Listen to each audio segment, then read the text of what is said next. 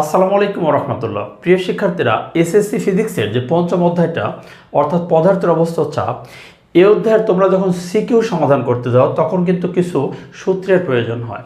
তো এই অধ্যায়ের মধ্যে যতগুলো সূত্র রয়েছে অর্থাৎ প্রয়োজনীয় সূত্রগুলো আমি তোমাদেরকে বিস্তারিত ব্যাখ্যা সহ দেখাবো, ঠিক আছে? তা আশা করি পুরো ক্লাসটি যদি তোমরা থাকো দেখবা যে তোমরা সিকিউ যখন করবা তোমাদের আর কোনো প্রবলেম হবে না, বা এমসিকিউর ক্ষেত্রে তোমরা সূত্রগুলো অ্যাপ্লাই করবা তোমাদের আর কোনো প্রবলেম হবে না। ওকে, দেখো আমরা আমাদের যে পঞ্চম অধ্যায়টা অর্থাৎ পদার্থের অবস্থা ও চাপ, এটা পড়তে গেলে আমরা প্রথমে যে সূত্রটা পাবো সেটা দেখো, পি ইকুয়ালস অর্থাৎ চাপ সমান বল ডিভাইডেড ক্ষেত্রফল। আমরা এটা কোথা থেকে পাই? এটা হলো চাপের যে ডেফিনেশনটা আছে না, যে চাপ কাকে বলে, যে একক ক্ষেত্রফলের উপর লম্বভাবে প্রযুক্ত বলের মানকেই কিন্তু চাপ বলে। তাহলে দেখো আমরা এরকম যে কোনো ধরে নিলাম যে আমরা এ ক্ষেত্রফলের উপর এফ বল দিচ্ছি, তাহলে এ ক্ষেত্রফলের উপরে বল হলো এফ, সুতরাং একক ক্ষেত্রফলের উপর বল কিন্তু হবে এফ বাই এ। তো আমাদের এটা হলো চাপের প্রথম সূত্র, পি ইকুয়ালস এফ ডিভাইডেড এ। ওকে, এবার দেখো দ্বিতীয় আমরা কিন্তু তরলের ভেতরেও চাপ নির্ণয় করতে পারি, অর্থাৎ একটা পুকুরের ভেতরে অভ্যন্তরে অর্থাৎ পুকুরের গভীরে যত যাওয়া যায় আমরা চাপের মান কিন্তু বাড়তে থাকে। তাহলে তরলের অভ্যন্তরে চাপ নির্ণয়ের যে সূত্রটা আছে তোমরা জানো, সেটা কি আছে? পি ইকুয়ালস এইচ রো জি, ঠিক আছে? আচ্ছা, কোন রাশি কি তোমাদের মনে এরকম প্রশ্ন হতে পারে, স্যার এখানে এইচ রো, এগুলো আমি একটু পরে বলছি। তোমরা প্রথমে একটু থিওরিগুলো দেখতে থাকো, এরপরে কোন রাশি দ্বারা কি বোঝানো হচ্ছে অর্থাৎ কোন রাশিকে কোন লেটার দ্বারা প্রকাশ করা হচ্ছে এটা আমি পরে বলি। আচ্ছা, আমরা এখান থেকে যেটা পাবো আরও কিছু, সেটা হলো ঘনত্ব। যে রো নির্ণয়ের জন্য কিন্তু একটা ইকুয়েশন পাবো, rho equals m divided v, অর্থাৎ কোনো বস্তুর একক আয়তনের ভরকে তার উপাদানের ঘনত্ব বলে। আচ্ছা, আমরা এরপরে পাচ্ছি, দেখো এরপরে আমরা এখান থেকে পাবো একটা রাশি পাবো, সেটাকে বলা হয় বুয়েন্সি বা প্লবতা পাবো, অর্থাৎ আমরা প্লবতা সমান লিখতে পারবো। দেখো প্লবতাকে যদি আমরা এফ দ্বারা প্রকাশ করি, কারণ প্লবতা হলো এক প্রকারের বল, যে কোনো বস্তুকে তরল বা বায়বীয় পদার্থের মধ্যে আংশিক বা সম্পূর্ণভাবে নিমজ্জিত করলে ওই তরল বা বায়বীয় পদার্থ বস্তুর উপর যে ঊর্ধ্বমুখী লব্ধি বল দেয়, এটাকে বলা হয় প্লবতা। অর্থাৎ আমরা কোনো বস্তুকে দেখবা যে ভূপৃষ্ঠ অর্থাৎ বায়ুতে কোনো বস্তুকে উঁচু করতে, তুমি একটা পাথরখণ্ডকে শুকনোর উপর এভাবে উঁচু করতে দেখবা তোমার হয়তো কঠিন হচ্ছে, কিন্তু এটাকেই তুমি যদি পুকুরের পানিতে ডুবে একটু উঁচু করো তখন দেখবে এটা তোমার জন্য ইজি হচ্ছে। কেন? কারণ বস্তু পানিতে গেলে ওজন হারিয়ে ফেলে, আর ওই হারানো ওজনটা এই যে বস্তু পানিতে গেলে ওজন হারায়, এটা কেন হারায়? এটা প্লবতার কারণে, কারণ প্লবতা হলো একটা ঊর্ধ্বমুখী লব্ধি বল, ঠিক আছে? বস্তুর ওজন কাজ করে নিচের দিকে, কিন্তু প্লবতা কোন দিকে? উপরের দিকে, যে কারণে তোমার কাছে পানিতে গেলে ওই বস্তুটাকে একটু হালকা মনে হয়। তাহলে আমরা সেই প্লবতার সূত্র অর্থাৎ ঊর্ধ্বমুখী যে লব্ধি বল, যেহেতু প্লবতা হলো এক প্রকারের বল, তাহলে প্লবতাকে আমরা এফ দ্বারা প্রকাশ করলে আমরা পাচ্ছি কি, আমরা এখানে একটু লিখে দিই যে প্লবতা, ঠিক আছে? তাহলে আমি এখানে লিখে দিচ্ছি, এটা হলো প্লবতার যে সূত্র, প্লবতা, কারণ অনেক সময় তোমাদের এটা বুঝতে কঠিন হবে। প্লবতা এফ ইকুয়ালস ভি রো জি, এটা দ্বারা তুমি প্লবতা বের করতে পারবে, যেখানে ভি হলো আয়তন, ঠিক আছে, আর রো হলো যে তরলের মধ্যে বস্তুকে দিব সেই তরলের ঘনত্ব, আর জি এর মান তো জানোই। আচ্ছা, এরপরে তোমরা আর কি পাচ্ছ? এরপরে এখান থেকে আর্কিমিডিসের সূত্র পাবা। আর্কিমিডিসের সূত্রটা কি? যে কোনো বস্তুকে স্থির তরল বা বায়বীয় পদার্থের মধ্যে আমরা কি জানি যে একে যদি নিমজ্জিত করি তাহলে বস্তুটা ওজন হারাবে। কি পরিমাণ ওজন হারাবে? বলছে যে হারানো ওজন বস্তু কর্তৃক অপসারিত তরলের ওজনের সমান। এই হারানো ওজন অর্থাৎ তরল পদার্থের মধ্যে ডোবালে যেটা ওজন হারাবে, আর এই হারানো ওজনটা কি হবে? বস্তু যে পরিমাণ তরলকে অপসারণ করবে সেই অপসারিত তরল ওজনের সমান। তাহলে এখান থেকে আর্কিমিডিসের সূত্র থেকে আমরা এটা পাবো কিন্তু যে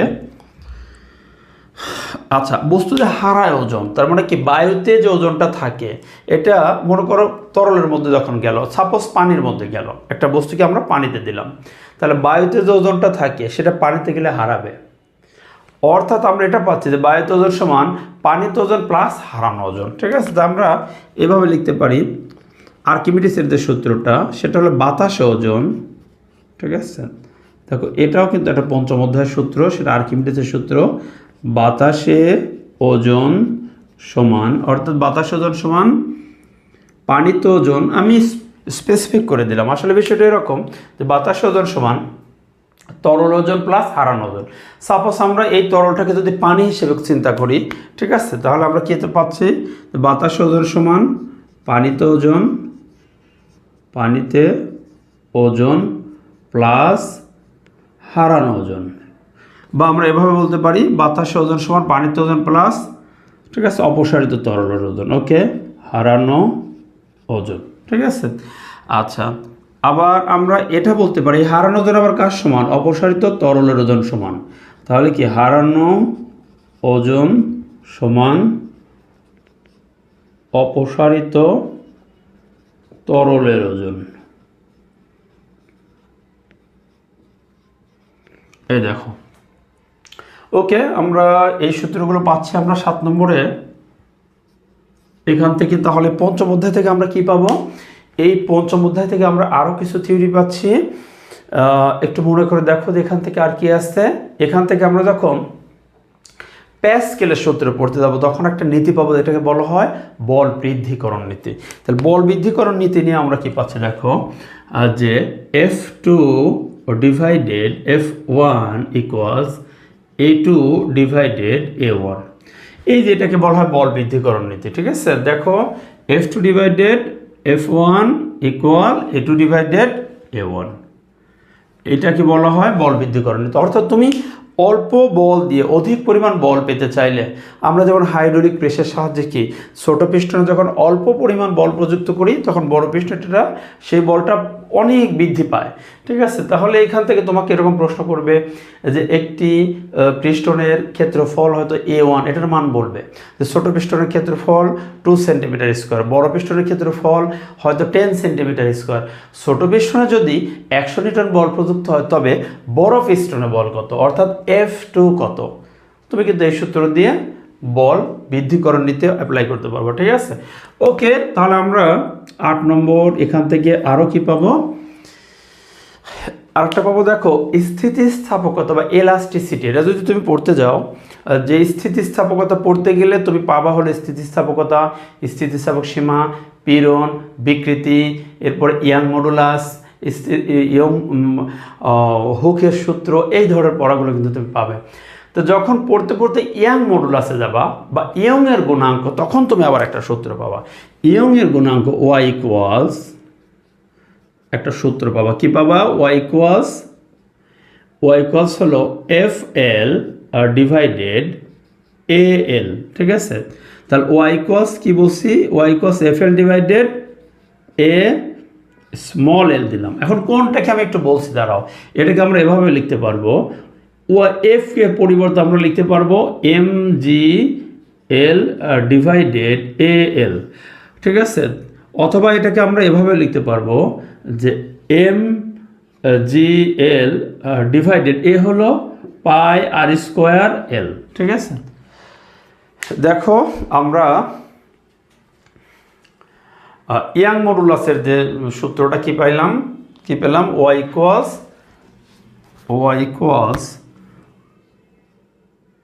equals F L, F capital L capital A small L, F L divided L. অথবা আমরা এফকে কীভাবে লিখতে পারি, এফ হলো যদি ভর দেওয়া থাকে তাহলে এফ সমান এমজি এল ডিভাইডেড এল। আর এ যেহেতু, আচ্ছা আমি এই সূত্রটা বুঝিয়ে দিচ্ছি তোমাদের টোটালি যা যা আছে। তাহলে এইখানে এই অধ্যায়ের মধ্যে, অর্থাৎ পঞ্চম অধ্যায় পদার্থের অবস্থা ও চাপ, states of matter and pressure, এই অধ্যায়ের ভেতরে এই যে সূত্রগুলো লিখছি, খুব বেশি সূত্র নেই, এইগুলো পড়লেই কিন্তু দেখবা তোমরা সৃজনশীলের অ্যান্সার করতে পারতেছো। ঠিক আছে, তো এখন এখানে কোন রাশিটা কি, এই কোনটা রাশি কি আমি একটু তোমাদের বুঝিয়ে দেবো প্রতি সূত্রের কাছ থেকে। এই যে পিটা কি, পি ফর প্রেশার, এটা হলো চাপ, পি কি, পি হলো চাপ। এফ হলো কি বল, আর এ ক্ষেত্রফল, এ হলো ক্ষেত্রফল। ওকে, আচ্ছা এখানে পি চাপ এতে বলেই দিলাম। এইচ থেকে কি বোঝাচ্ছে দেখো, এইচ, এইচটা হলো গভীরতা, এইচ কি গভীরতা। আচ্ছা এই যে রো, এটা Greek letter rho, Greek letter rho, এই রো হলো ঘনত্ব, রো হলো ঘনত্ব। আর জি তো তোমরা সবাই জানো, যেটাকে বলা হয় অভিকর্ষ ত্বরণ, অভিকর্ষ ত্বরণ। আচ্ছা এখানে দেখো যে এম কি, রোতে একবার বলেই দিলাম ঘনত্ব, তাহলে এম এর কথা বলি, যেখানে এম তে বোঝানো হচ্ছে ভর, আর ভিতে হলো আয়তন, ভি কি আয়তন। আচ্ছা এফ তো প্রবতা লিখিয়ে দিলাম এখানে, প্রবতা, আর ভি রোজির পরিচয় দিয়ে ফেলছি। এফ টু, এফ টুকে কি বলবো, বড় পিস্টনে বল, এফ টু হলো বড় পিস্টনে বল। আচ্ছা এফ ওয়ান তাহলে কি, এফ ওয়ান, এফ ওয়ান হলো এ দেখো ছোট পিস্টনে বল, ছোট পিস্টনে বল। আচ্ছা এ টু কি, এ টু হলো বড় পিস্টনের ক্ষেত্রফল। সুতরাং এ ওয়ান কী হবে, এ ওয়ান অবশ্যই ছোট পিস্টনের ক্ষেত্রফল, ছোট পিস্টনের ক্ষেত্রফল।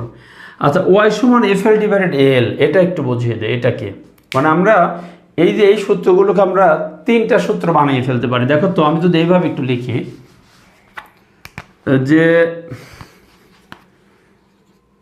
y equals F L divided A L. আচ্ছা এরপর যদি এটা দেয় y equals M G L divided A L, আর আমরা এটা finally y equals M G L divided এর পরিবর্তে পাই আর স্কোয়ার এল, এভাবে লিখতে পারি। এই তিনটা একই ইয়ং মডুলাসের সূত্র। দেখো যেখানে ওয়াইয়ের নাম কি জানো, ওয়াইয়ের নাম হলো ইয়ং এর গুণাঙ্ক, হ্যাঁ ওয়াইয়ের নাম হলো ইয়াং মডুলাস। তাহলে আমরা ওয়াইয়ের কি বলতে পারি, ইয়াং মডুলাস বা ইয়ং এর গুণাঙ্ক, young modulus. Young Thomas young একজন বিজ্ঞানীর নাম, ঠিক আছে। ইয়াং মডুলাস, এফটা কি, এফ তো বল, ঠিক আছে, এফ হলো বল। দেখো এফ কি, এফ হলো বল। আচ্ছা এল কি, এল হলো আদি দৈর্ঘ্য, এল এর নাম তারের আদি দৈর্ঘ্য। আচ্ছা এরপরে ছোট এল কি, দেখো এ তো ক্ষেত্রফল, দেখো এ কি, এ হলো তারের ক্ষেত্রফল। আর এল কি, এই যেখানে যে একটা স্মল এল দিলাম, এই এল কি, এল হলো দৈর্ঘ্য বৃদ্ধি, এল এর নাম কি দৈর্ঘ্য বৃদ্ধি বা দৈর্ঘ্যের পরিবর্তন। ওকে ঠিক আছে। তো এখান থেকে দেখো আমরা জানি এই যে একটা তারে যখন একটা বস্তু ঝুলিয়ে দেবো, সেই তারটা যখন প্রসারিত হবে সেক্ষেত্রে আমরা ইয়াং মডুলাস পাবো এরকম। সেই তারের মাথা যেহেতু বৃত্তাকার, সুতরাং এই বৃত্তের ক্ষেত্রফল কি, এর সমান পাই আর স্কোয়ার, এর জন্য এখানে দেওয়া আছে পাই আর স্কোয়ার। ওকে আমার মনে হয় এখন আর সমস্যা নেই, তোমরা সবগুলো রাশির সাথে পরিচয় হয়েছো, সূত্রগুলো দেখছো। তো আজকে এখানে সমাপ্ত করছি, তোমাদের শুভকামনায়। আসসালামু আলাইকুম রহমতুল্লাহ।